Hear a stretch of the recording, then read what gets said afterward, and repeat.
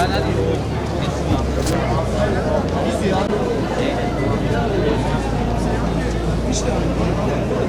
ondan sonrasında hangi arabalar satıyorlar?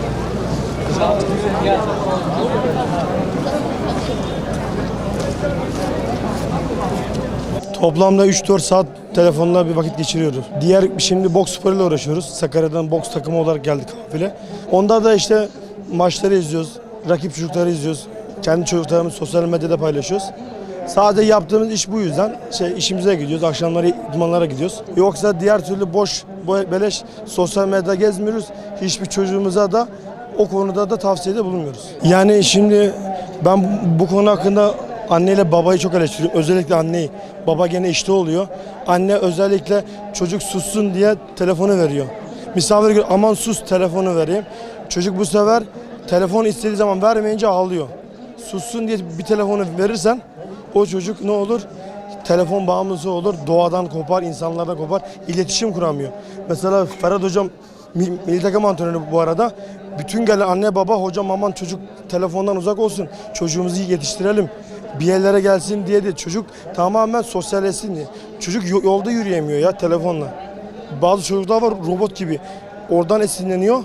Robotun yaptığı şeyler yapmaya çalışıyor. Oynadığı şeyler oynamaya çalışıyor. Ben bu konuda babadan ziyade anneyi çok sorumlu tutuyorum bu konuda. Gerçekten sağlık olarak da çok etkileniyor. Bizim çocuklar mesela bizim boks yaptığımız spor tayfaları dinçler. Ama diğer çocuklar resmen ne uykuları var ne de uyku düzeniyle ilgili sorunlar yaşıyor. Sağlık olarak da ileride Allah yardımcıları olsun diyorum. Gençlerimiz neden sosyal medyaya bağımlı? O küçükten, ailelerden kaynaklanıyor, anne babadan. Mesela küçük çocuğu anne baba susturmak için veriyorlar ellerine telefonu. Çocuk bağımlı oluyor, oyun bağımlısı oluyor, sosyal medya. O yüzden ilerleyen zamanda mesela bizim salonumuza, kulübümüze getiriyorlar mesela. Doktorlar getiriyor öncelikle. Diyor ki spora gönderin diyor, çocuğunuzu sosyalleşsin, şey yapsın. Ama çocuk ne yapıyor? Telefonla, bu oyunlarla o iç dünyasıyla yaşıyor. İletişimi kopuk, sosyal faaliyeti yok. Tamamen iç dünyasıyla yaşayan oluyor, nesil yetişiyor.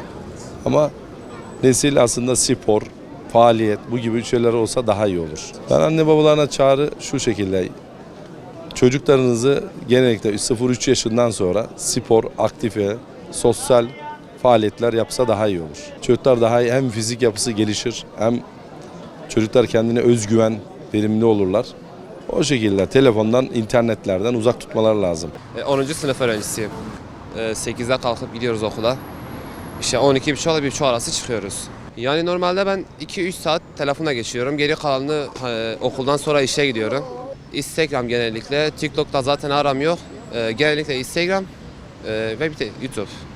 Yani genellikle kitap da okuyorum da öyle hani o kadar aram yok. Sabah 7'de uyanıp 7.30'da okulda olmamız lazım. 12.30-1'de çıkıyoruz öyle. Full dersle çalışıyoruz. Ama hocam yalan yok şimdi ama uzun bir süre telefonla uğraşıyoruz.